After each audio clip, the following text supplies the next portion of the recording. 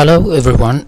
Today's presentation and lecture of the third year poetry is going to be about the poetry of Percy B. Shelley, the poets of the second generation from the Romantic period, and is going to be conducted by Athir Mohsen. The lecture of today incorporates three sections. The first section will be a short biographical elements and information about the lives of Shelley. Second, Shelley's work, as well as the last part is his poems or his poem Ode to the West Wind. Starting with the life and the biography of Percy B. Shelley. Percy B. Shelley was born at Harsham, England on August 4, 1792.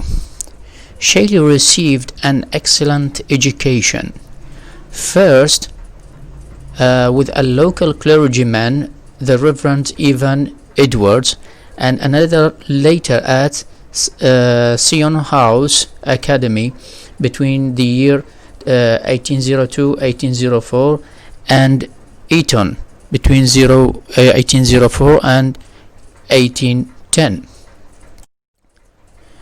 Then for a short time he joined Oxford University in 1810 to 1811.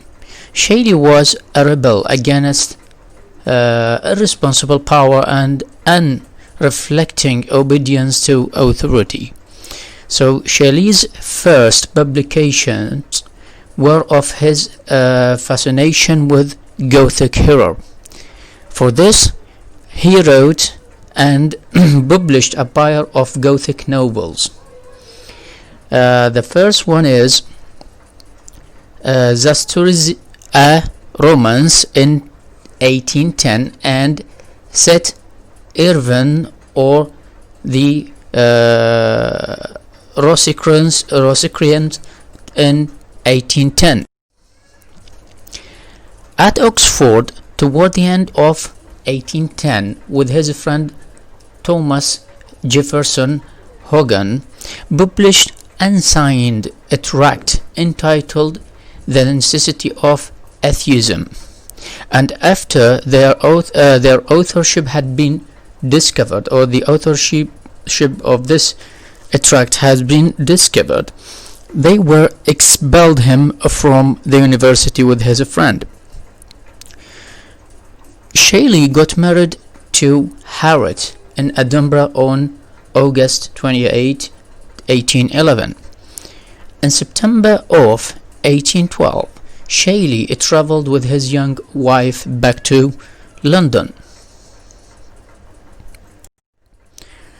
In London 1813, Shelley published his first important poem, A Queen Mab, a philosophical poem. Shelley worked intensively on Alastor, or The Spirit of Solitude, and other poems, which appeared in February of 1816. Shelley was composing the Hymn to Intellectual Beauty and Montblanc in 1817. Later, Percy B. Shelley wrote two political tracts. The first one is a proposal for putting reform to the vote throughout the kingdom in 1817. The second, an address to the people on the death of the Princess Charlotte in 1817. Shelley published The Revolt of Islam in 1818. In the same year, the poets wrote Rosalind and Helen. In Italy and Venice definitely, Shelley completed Julian Madalalo, a conversational poem in 1824.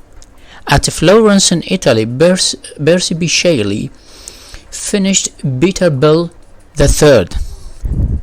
Again, Shelley lived during much of the first half of 1820 in Pisa in Italy.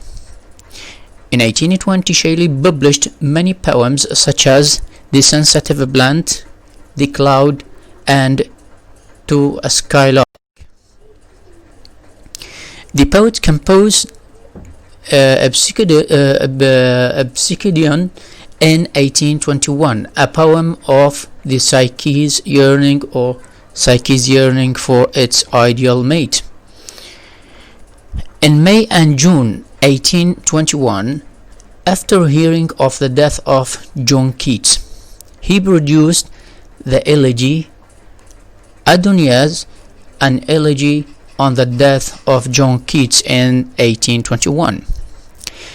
In October 1821, he wrote Hellas, a lyrical drama, a poetic drama, and before his death, Shelley was working on the drama Charles I in 1824, and on the dark dream vision, The Triumph of Life, in 1824.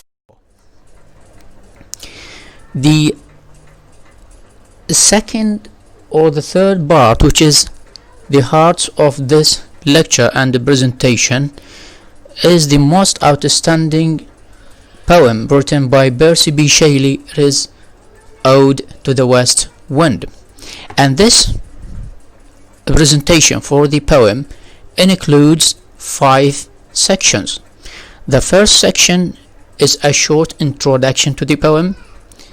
Second, explanations and summary of the poem, the theme of Ode to the West Wind, as well as the form. And the last section of this lecture is the critical survey or the critical appreciation of Ode to the West Wind. The first parts of the study of the poem Ode to the West Wind, which is the introduction to the poem. Percy B. Shelley wrote Ode to the West Wind in 1819 while living in Florence, Italy. To be exact, when he published the poem with his unperformable play Prometheus Unbound in 1820, he claimed in a footnote to have written Ode to the West Wind while sitting in the woods near the Arno River on a windy day in October. Lucky man he, or we say, but although he loved Italy, he was feeling depressed. In fact, about being detached from the political and social scene back in his native England. Many critics have suggested that this poem relates to that sense of powerlessness. As a political, religious, and literary radical, Shelley was heavily invested in his own ability to influence society. Some poets need solitude and privacy, and a retreat in the woods to do their best works. But Shelley needed stimulating arguments and social action. Ode to the West Wind is one of the poems in which he considers the role and power of the poet or philosopher to spread a new ideas and effect change. It is also, though you might find this difficult to find or to believe, one of Shelley's more accessible poems. Its brevity, smooth tones, and straightforward use of natural imagery present these abstract ideas about philosophy and poetry in a compact way. Think of it as Shelley's own summary of him or of himself, or at least one aspect of himself.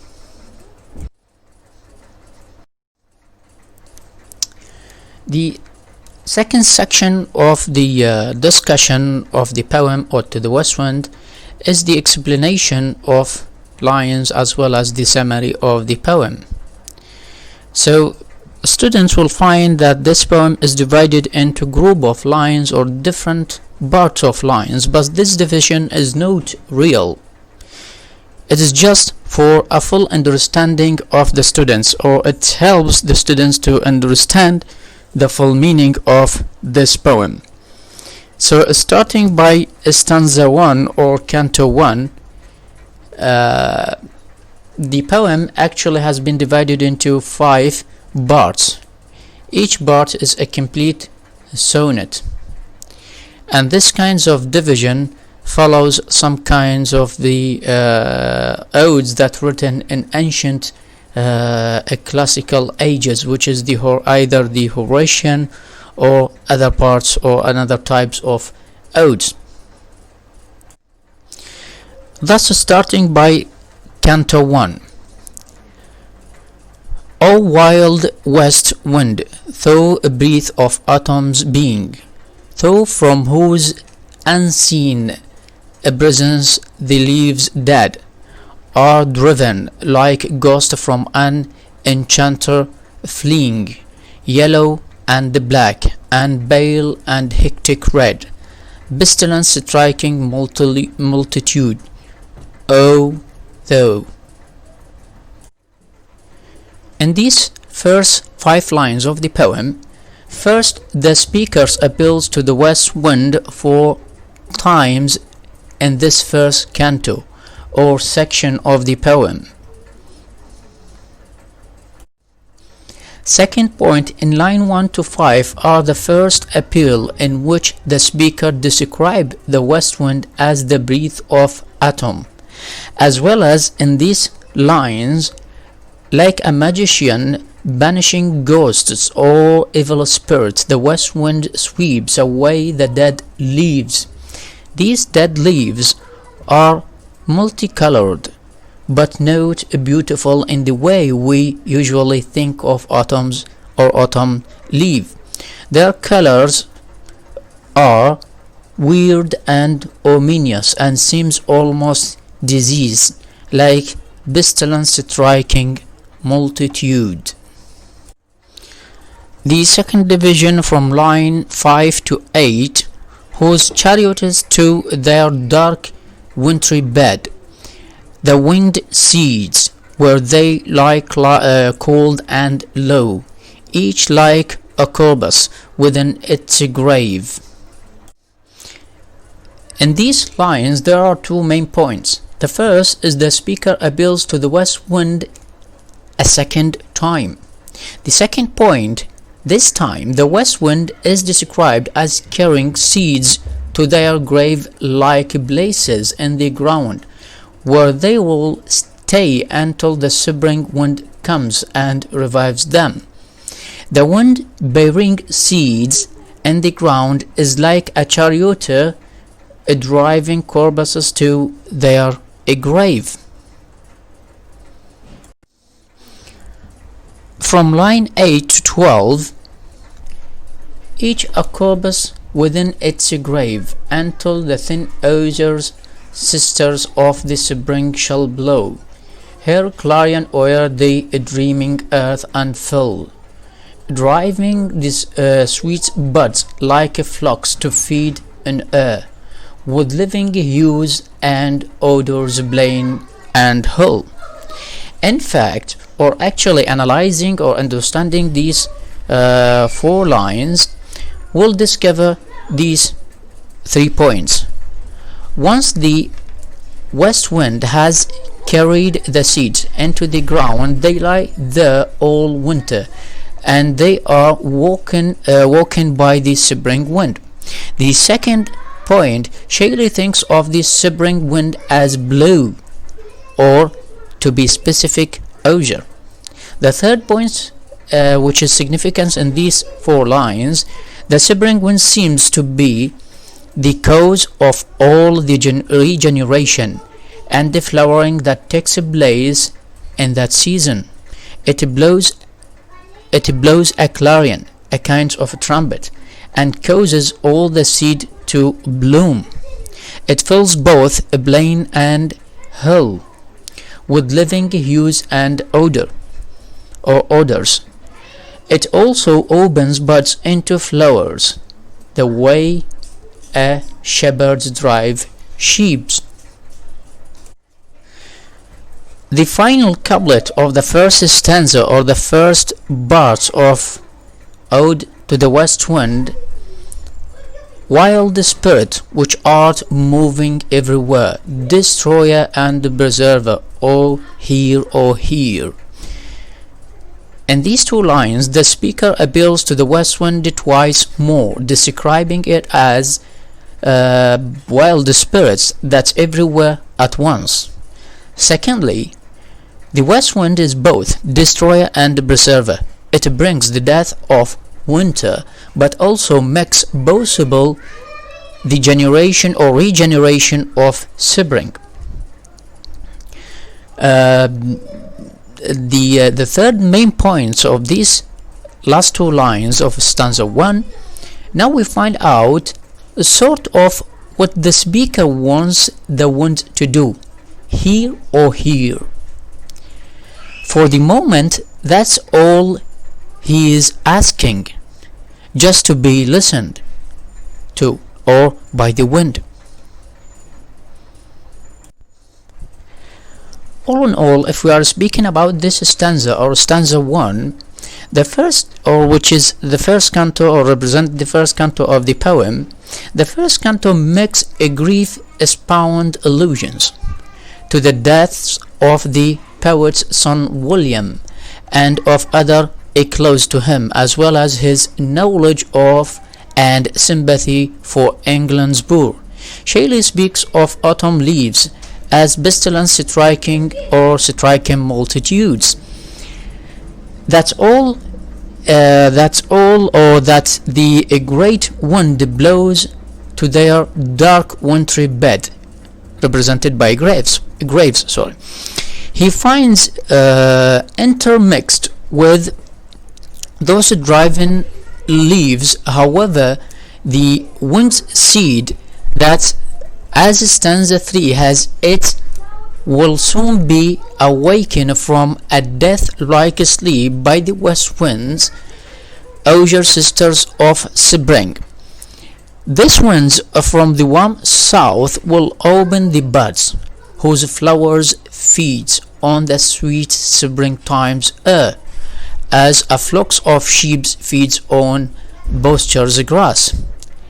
In the couplet, or in the ending two lines of stanza 1, the poet's persona calls out to praise the windlass of the west wind and call it destroyer and preserver. He sees it as the force that must listen to his cry for the transformation of society, a cry he made more directly in poems such as Sonnet England in 1819. In Ode to the West Wind, Shelley oxymoronically portrays the wind as something that at once preserve the world from destruction and destroy the existing order that is waging war against humanity.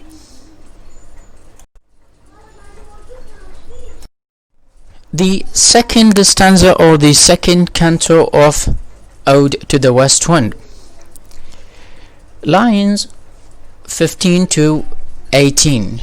Though on whose stream mid the steepest sky's commotion loses clouds like earth, decaying leaves are shed, shooks from the tangled boughs of heavens and ocean, angels of rain and lightning there are spread. In these four lines, definitely the speaker continues to describe the west wind. This is in the first hand.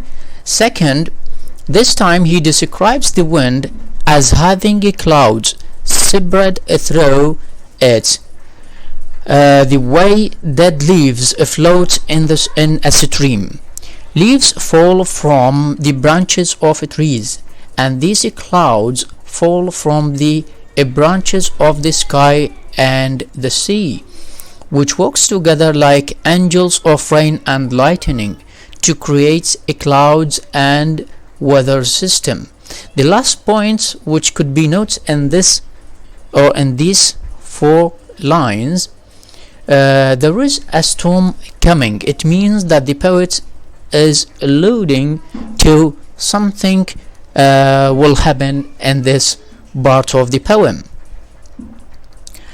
The following line or lines, angels of rain and lightning, there are spread on the blue surface of thin airy surge, like the bright hair uplifted from the head of some fierce Maenad, even from the dim verge of the horizon to the zenith high, the look of the approaching storm.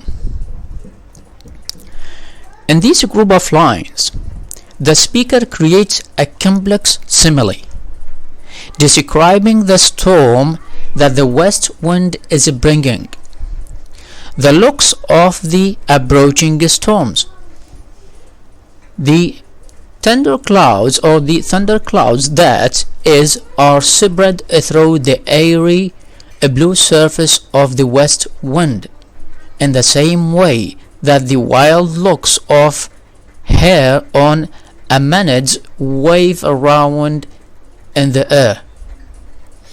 The second point could be noted in these lines, a kind of analogy, or let's put kind of analogy from thunder's clouds are to the west wind as Maenad's looks of hair are to the air.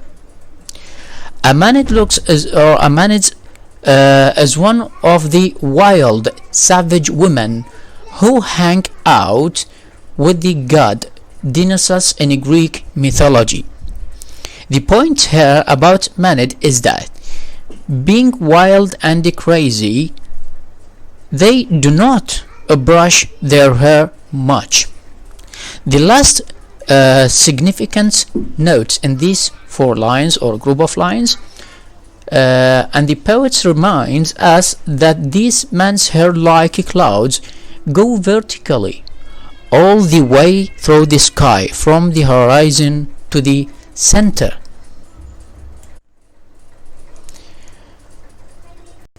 Again in stanza 2 or canto 2, lines from 23 to 28, thou dirge of the dying year, to which this closing night will be the doom of a vast sculpture, vaulted with all the congregated might of fathers, from whose solid atmosphere black rain and fire and hell will burst. Oh, here the speaker develops a morbid atmosphere, a kind of a dark image to the atmosphere to describe the power of the west wind. The wind is described as dirge or funeral song to make the death of the old year. The night that's falling as the storm comes is going to be like a dark doomed tomb, constructed of thunder clouds, lightning and rain. The poet ends by asking the west wind once again to hear him, but we do not know yet what exactly he wants it to listen to him, or to listen to what he is going to say. Actually, in canto 2 or stanza 2 of Ode to the West Wind, which begins with a continuation of the speaker's sense of awe concerning the wind's might, he hails the winds as the clouds creator, a living stream in the sky that moves the trees of heaven and ocean.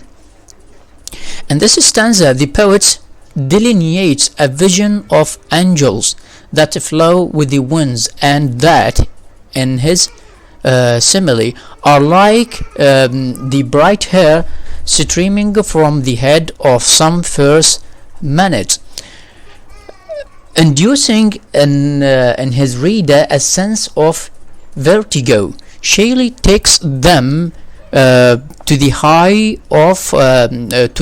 of the skies and to the distant horizon, where they see the looks of approaching storms, a storm that will bring about changes on the earth. At the end, at the end of Canto 1, and at the beginning of the ending rhyming couplet, the term dirge is Shelley descriptor of the stormy wind, signaling the old year's demise. This melancholy wind will in turn create the doom of a vast sculpture that will have as its sailing, vaulting, a host of vapors from whose seeming solidity a rain of darkness and hail will explode, as once again a bleeding voice cries for people to heed what is foretold. Oh, hear! With this cry, Shelley the prophets announce the end of an old, dehumanizing order and the beginning of a new order that will offer freedom to the oppressed. Moving to the third part of the poem, Canto 3, started from line 29 to 32. Thou who didst waken from his summer dreams, the blue Mediterranean, where he lay, lulled by the coil of his crystalline stream, beside a Bumix isle in Bysshe Bay. In these 4 lines, or the beginning of Canto 3, the speaker tells us more about the west wind's waky exploit. The Mediterranean Sea has lain calm and still during the summer, almost as though on vacation, beside a Bumix isle in Bysshe Bay, a holiday spot for the ancient Roman. But the west wind has woken the Mediterranean, presumably by stirring him up and making the sea choppy and storm-tossed. And finally, the Mediterranean is personified here as a male. And the second part of Canto 3 started from line 33 to 36. And so, in sleep old places or palaces and towers, quivering within the waves and sinister day, all overgrown with azure moss and flowers, so sweet the sense faints picturing them. In fact, in these lines, or during his summertime drowsiness, the Mediterranean has seen in his dreams the old palaces and towers along the Bay, places that are now overgrown with plants, so that they have become heartbreakingly picturesque in this group of lines. The following lines from 36 to 38, which are only 2 lines, though for whose path the Atlantic's levels powers, cleave themselves into chasms while far below. In fact, the speaker claims that the level Atlantic Ocean breaks itself into chasms for the west wind. This is a poetic way of saying the wind disturbs the water, making waves, but it also suggests that the ocean is subservient to the west wind's amazing power. In line 38 to 42 from Canto 3, cleave themselves into chasm while for below the sea blooms and the oozy woods which were the sapless foliage of the ocean's snow. The voice and sudden grow grey with fear, and tremble and despoil themselves all here. So this is the end, or these are the last final lines of the Canto 3, which again takes the reader from or to another part of the water, which is the Atlantic Ocean.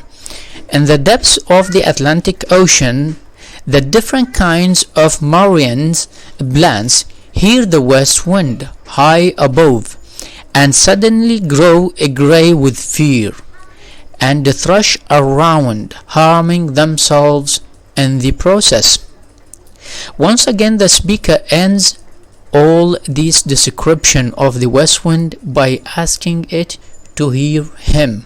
Oh, hear.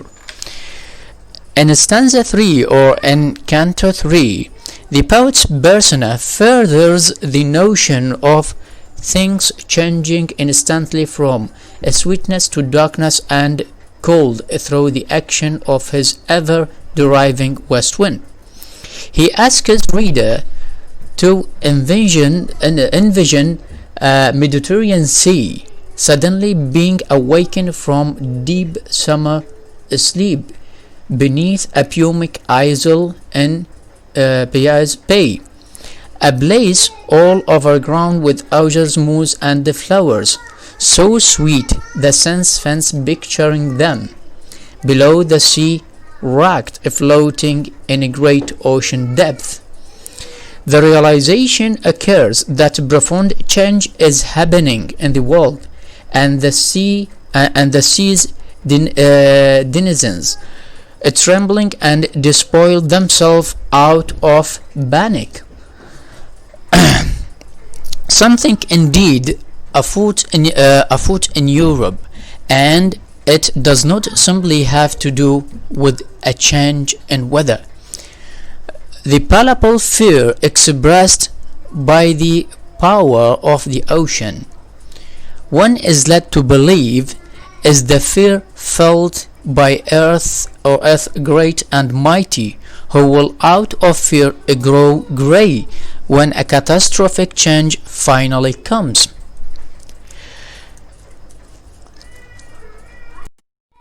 In Canto 4, the poet starts with these lines: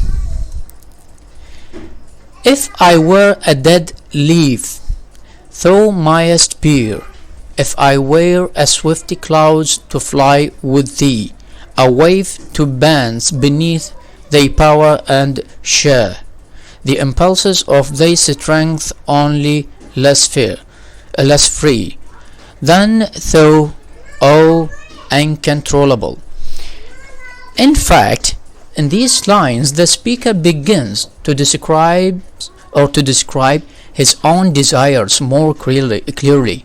He wishes he were a dead leaf or a swift cloud that the west wind could carry, or a wave that would feel its power and strength. I mean the power of the winds that could be felt by the clouds.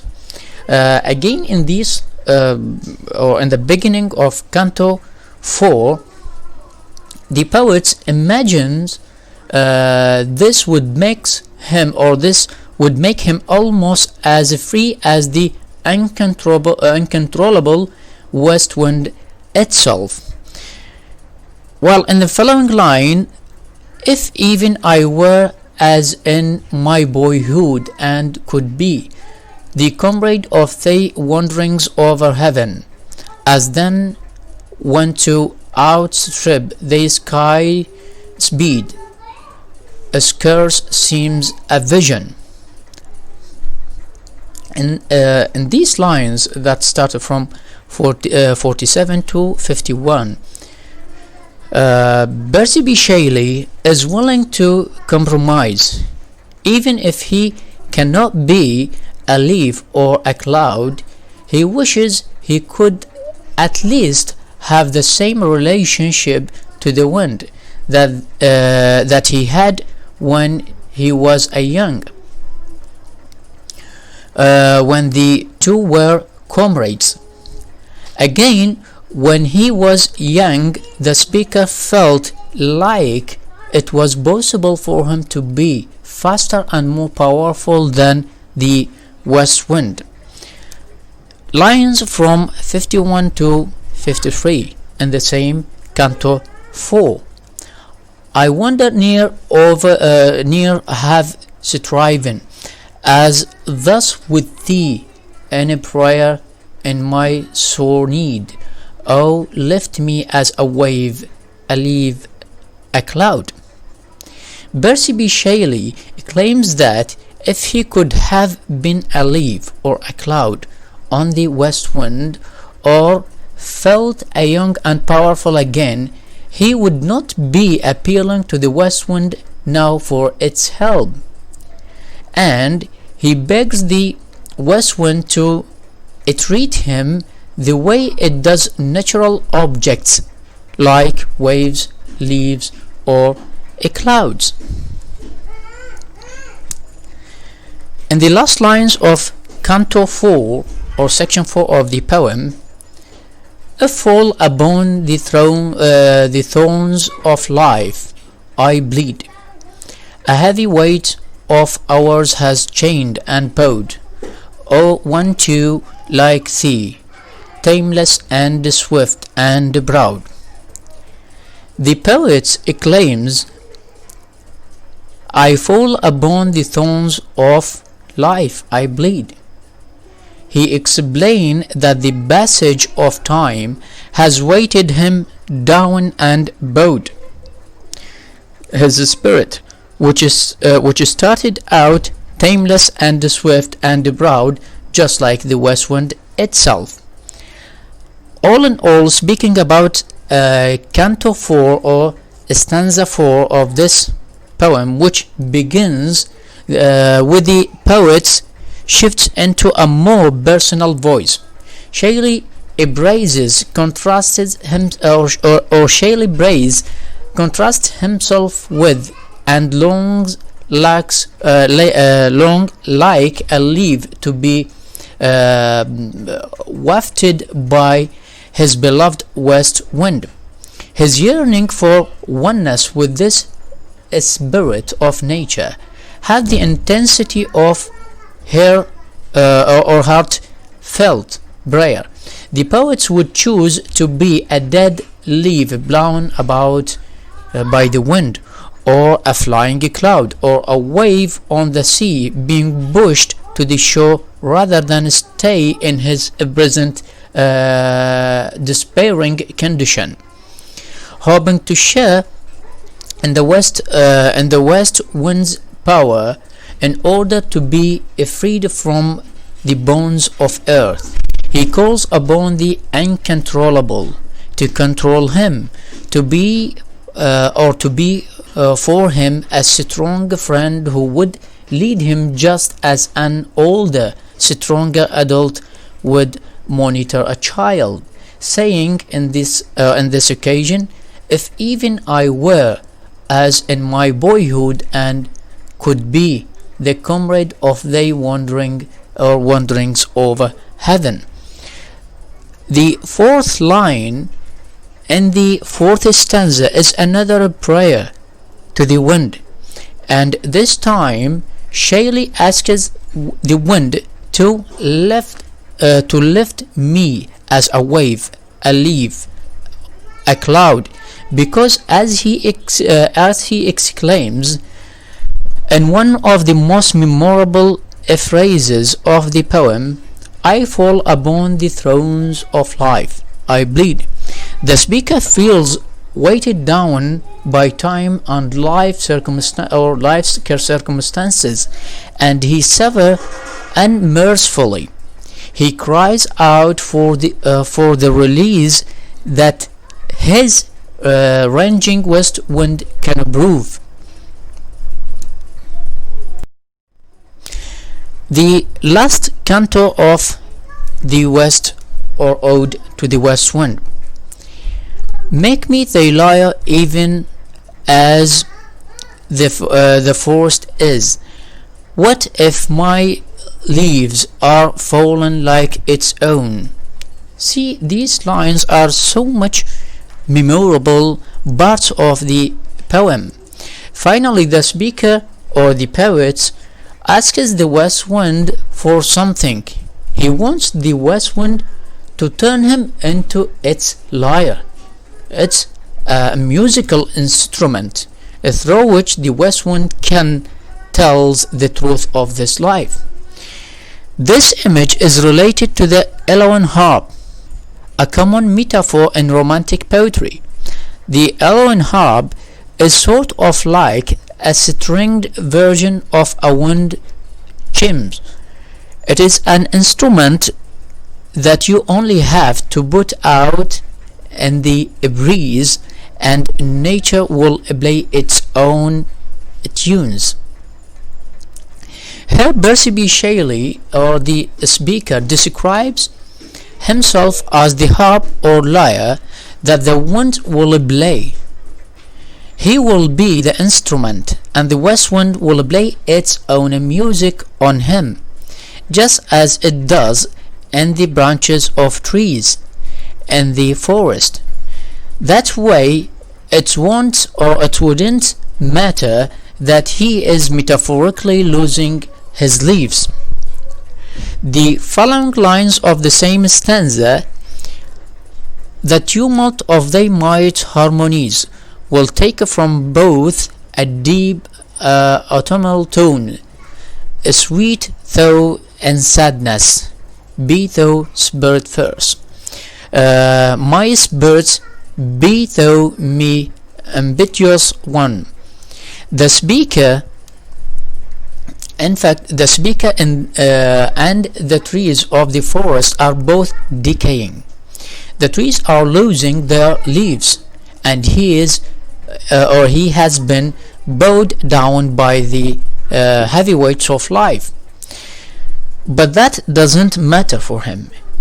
If the wind plays both the of them as instrument, they will make sweet, melancholy, autumnish music.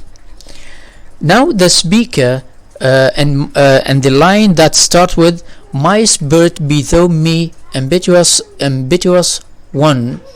Now the speaker changes tactics. Instead of asking the wind to play him like an instrument, he asks the winds to become him. He wants the wind's first spirit to unite with him entirely, or maybe even replaces his own spirit. From line 63 to 64, drive my dead thoughts over the universe, like withered leaves to quicken a new birth. And this is the things, or this is the thing that the poet's asking the winds or the west wind to do for him.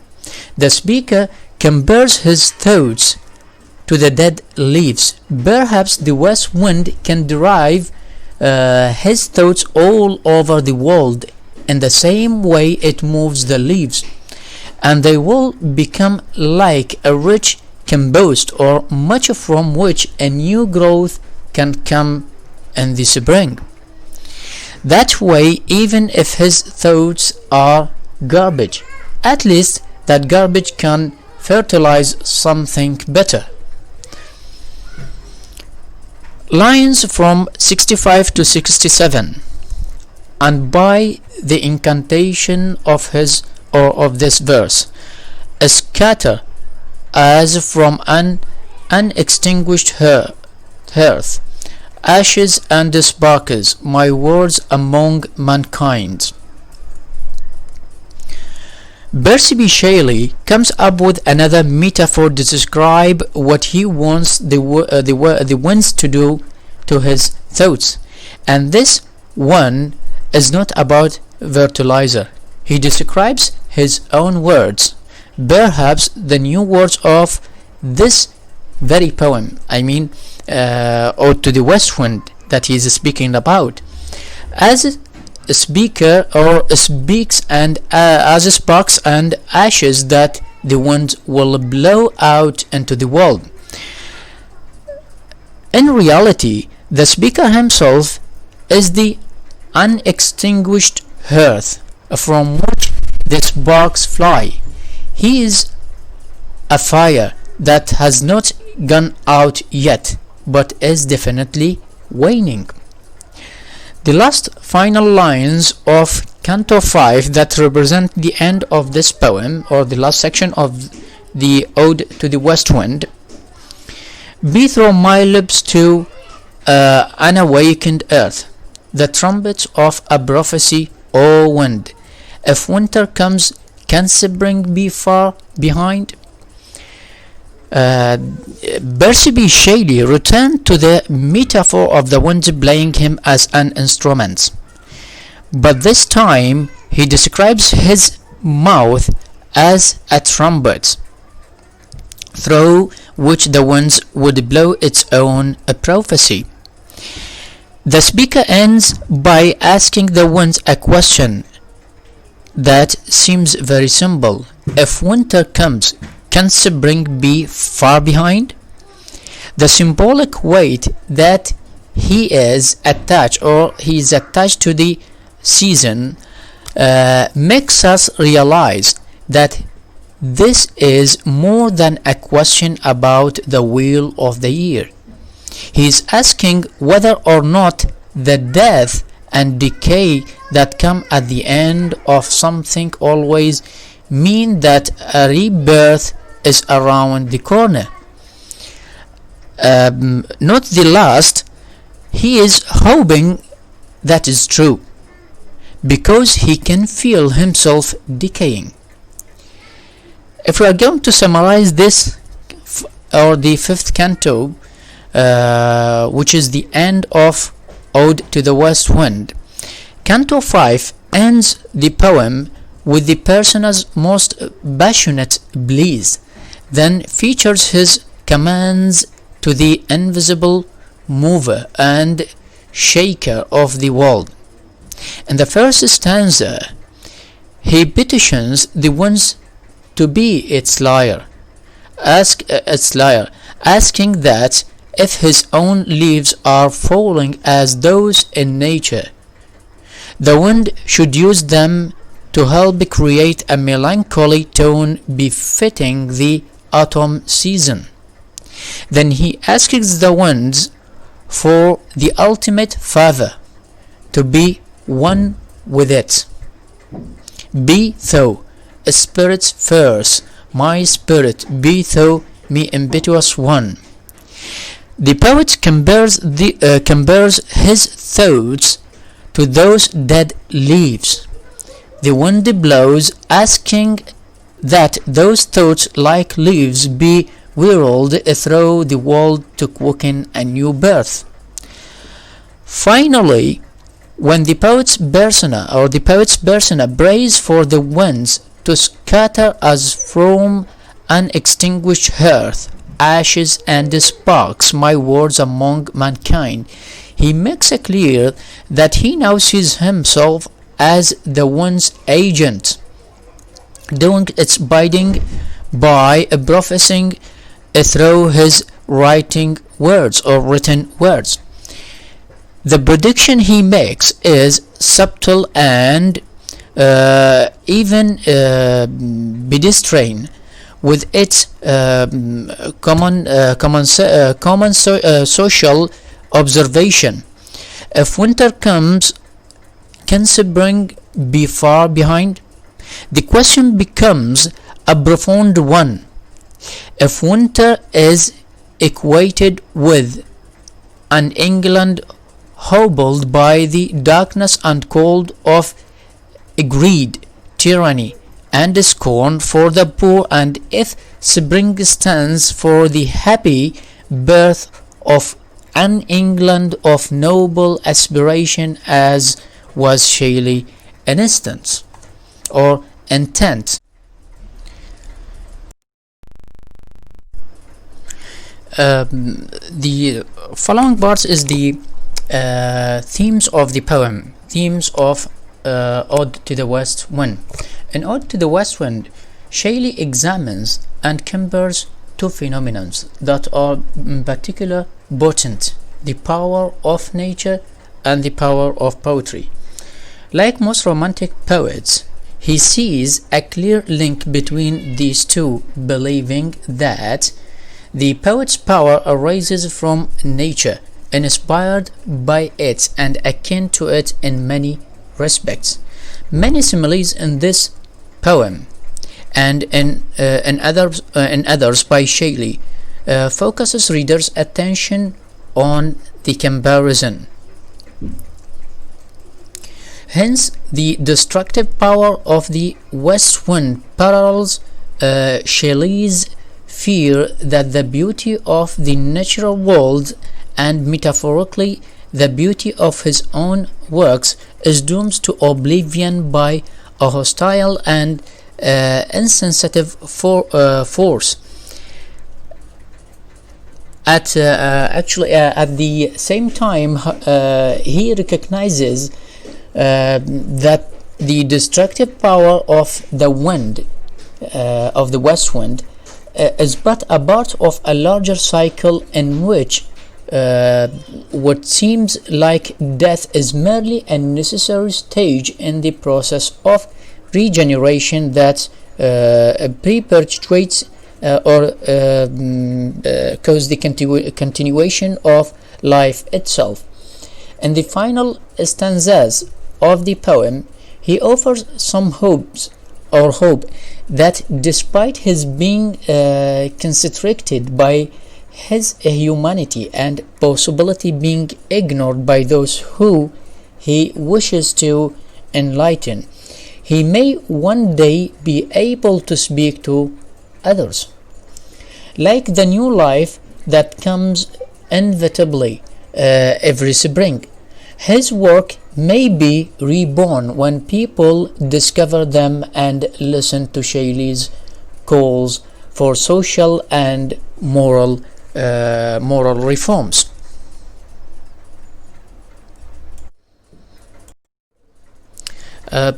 Another important point in the poem of Percy B. Shelley, Ode to the West Wind, its genre, or its form, or its structure. The structure is very significant, or the structure of Ode to the West Wind is exceptionally complex.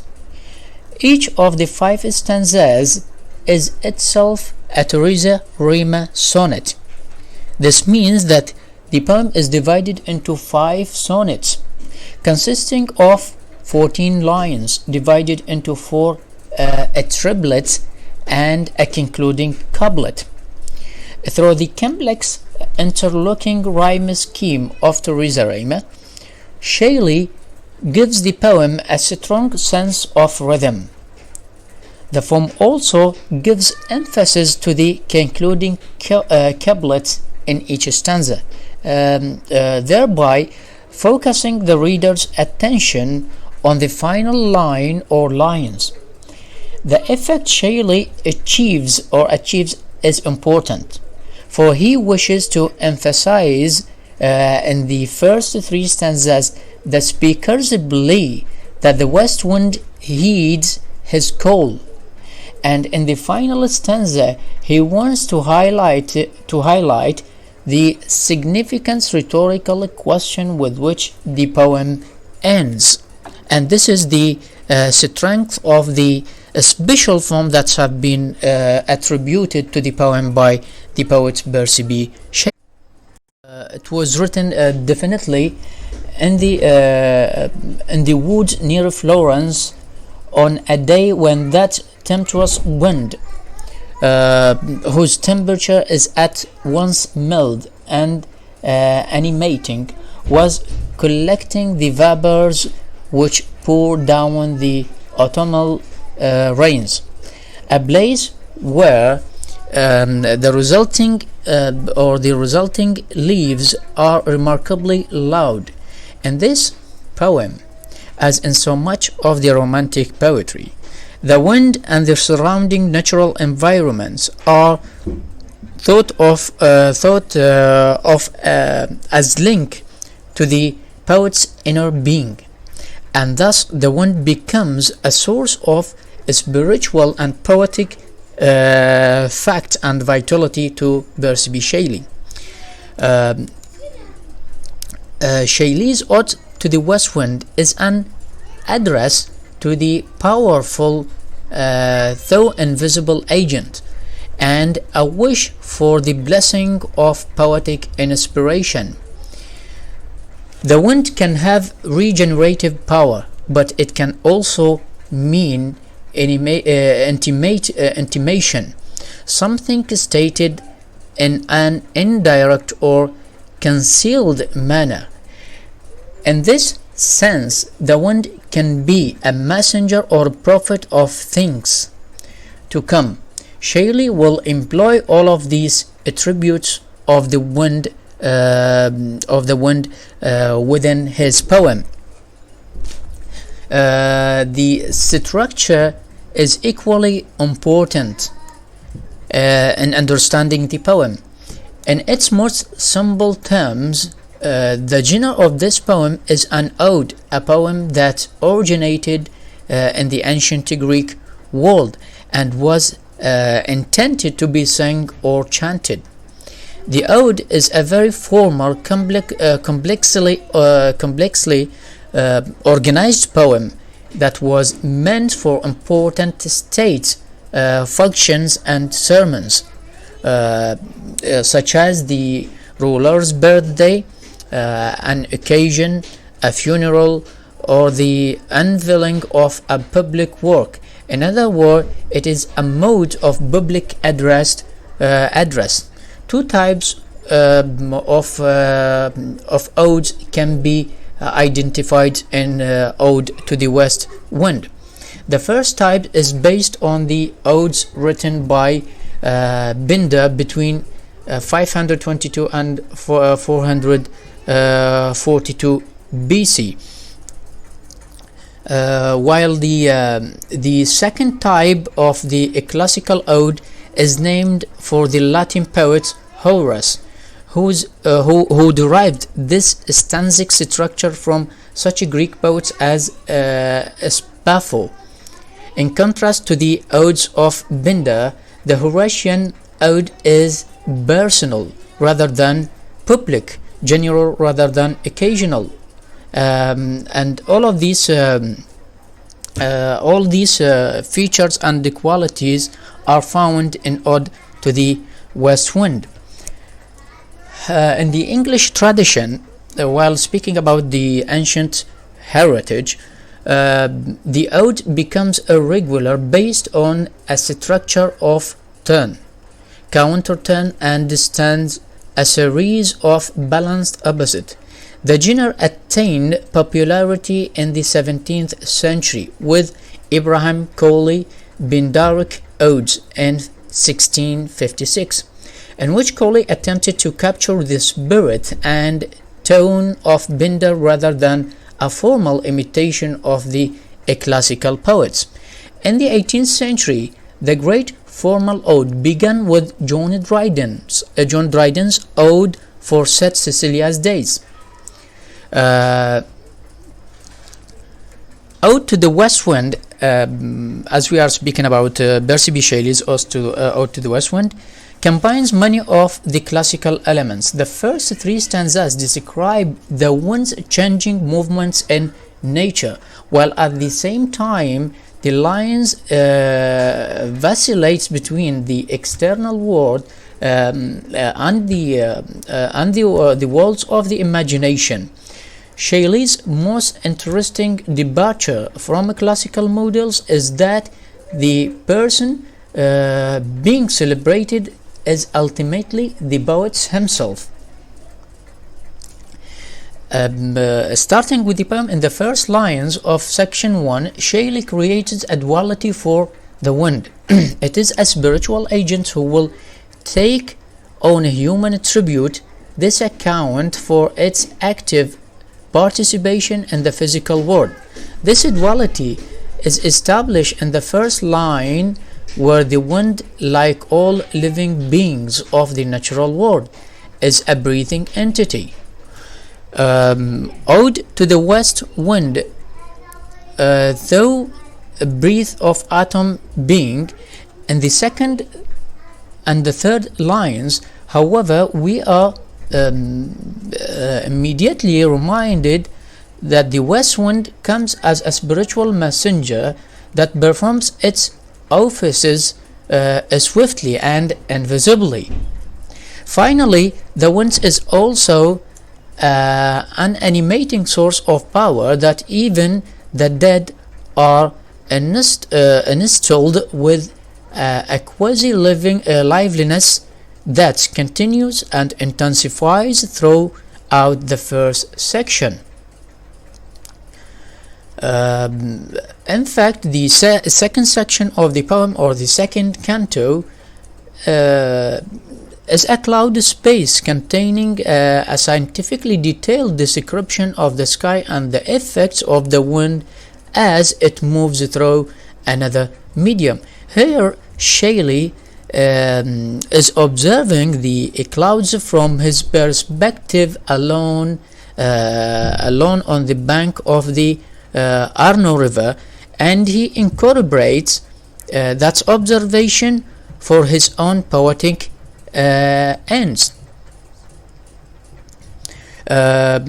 Consistent with the classical elements discussed previously, the clouds in Shelley's ode become actors participating in the rites sacred to the Dionysius, the twice-born god of Greek mythology, born by his dying mother Semele, and then carried to full term in the eye of the father Zeus. Dionysius is perceived as both man and animal, male and female, and young and old. He is often depicted as wearing wings, considered to be immortal, powerful, and self-elevatory, the primal god of wine and intoxication. Now, the Dionysius cult was particularly appealing to the radical Shelley.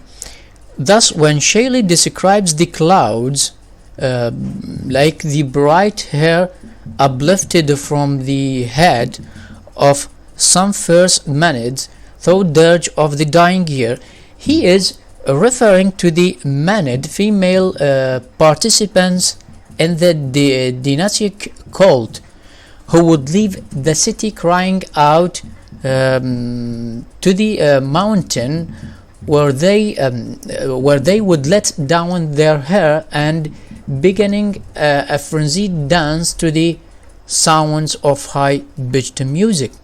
Section 3 is about the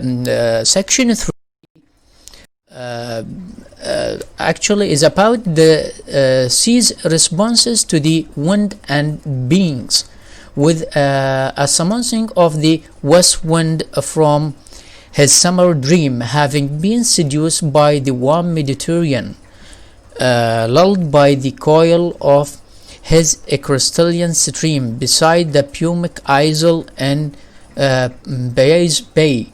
From this vantage, or from this point of the area surrounding the bay, Shelley could see the ruin of imposing valleys all overgrown with azures, moss, and flowers, once owned by ancient Roman emperor, and saw the sleep old palaces and towers quivering with the waves intenser day.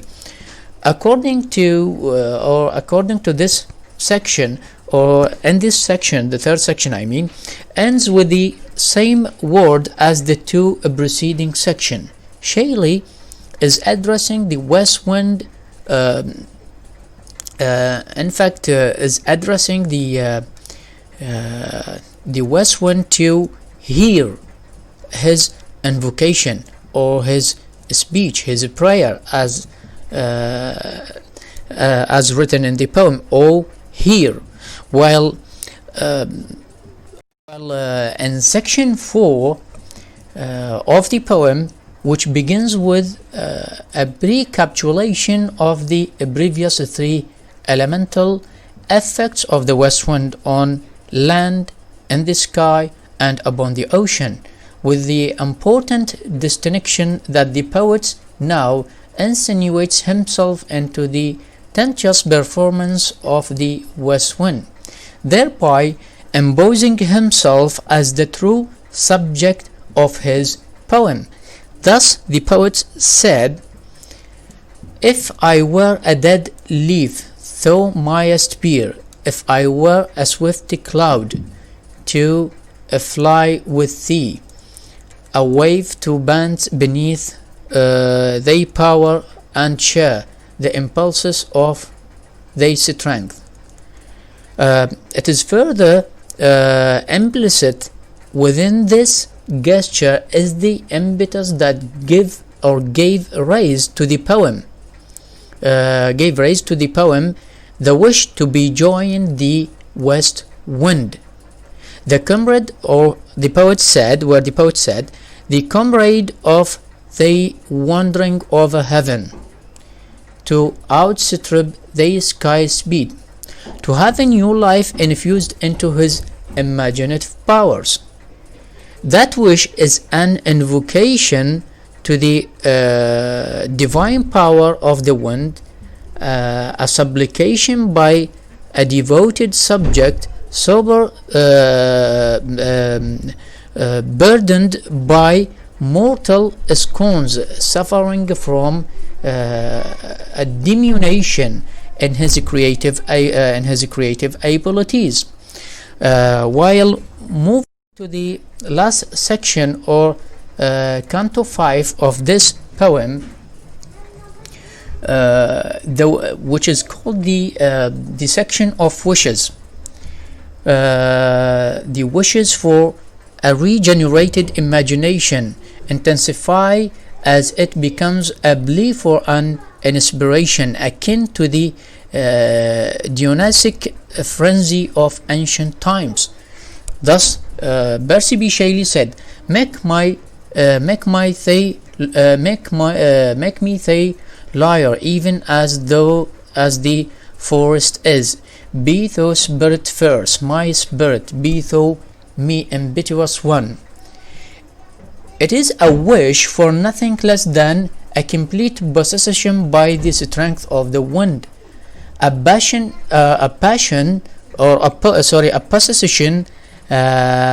equal to the rapturous dancing of the Mænad. Drive me dead thoughts over the universe, and by the incantation of this verse scatter as from an unextinguished hearth ashes and sparks, my words among mankind's separate. The Elwyn lyre was a favorite household furnishing and an important symbol of poetic inspiration for the Romantic poets, and it is Central to Coleridge poems, the Eloan harp, named for the god Eliseus, god of the wind, and often considered to voice nature's own music. The harp, or the lyre, has strings stretched across a rectangular box that responds to the passing wind with raising and falling a musical chord. In the similar way, or it is close to the Eloan harp of Samuel Taylor Coleridge, Ode to the West Wind is identifying with the Eloan lyre, praying that it will help spread his poetic voice throughout the land, proclaiming the message of a new beginning. And this is the end, and thank you for listening for everyone.